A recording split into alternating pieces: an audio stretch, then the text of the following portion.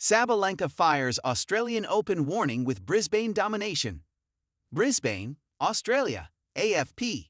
World number 1 Aryna Sabalenka warmed up for a tilt at a third Australian Open title in 4 years in ominous fashion by winning her second successive Brisbane International crown on Sunday. Sabalenka scored a dominant 6-4, 6-3 win over Marta Kostyuk in just 78 minutes. "Every day you go out there and prove your level, and I think this week I did it really well," said Sabalenka after a tournament in which she powered to the title without dropping a set. Looking ahead to the Australian Open, which begins next Sunday, Sabalenka said, "The only thing I know is that I'll be there, I'll be fighting." Sabalenka lost in the Melbourne Park final last year to Madison Keys, having been Australian Open champion in 2023 and 2024. "I'll do my best to go as far as possible," said Sabalenka, "and do a little bit better than last year. That's my focus."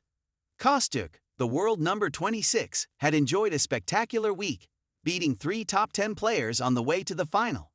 But she had no answer to the power of Sabalenka, and the Ukrainian serve, so reliable in the early rounds, also went off the boil. Sabalenka was rarely troubled on her own delivery and faced only 3 break points. The 27-year-old Belarusian said she had tried to introduce new elements to her game, so she wasn't relying just on power, and that had paid off this week. Ukraine Spotlight.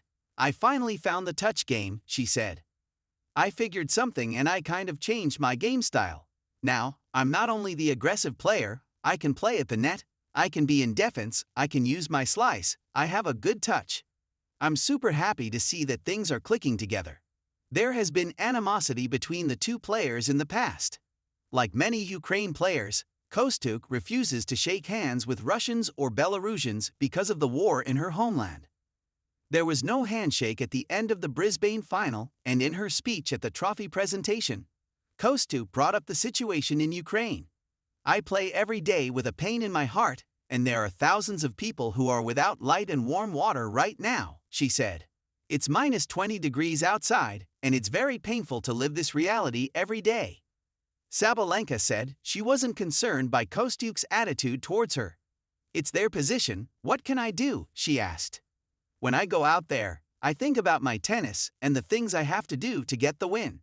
It doesn't matter if it's Marta Kostyuk or Jessica Pegula there, I have nothing to prove. I go there and I just compete as an athlete." Kostyuk told reporters she was determined to keep what is happening in Ukraine in the public eye. "I think it's important for me to use my platform in the right way, and my platform is Ukraine, because I represent Ukraine," she said. "So I think it's really important to talk about that."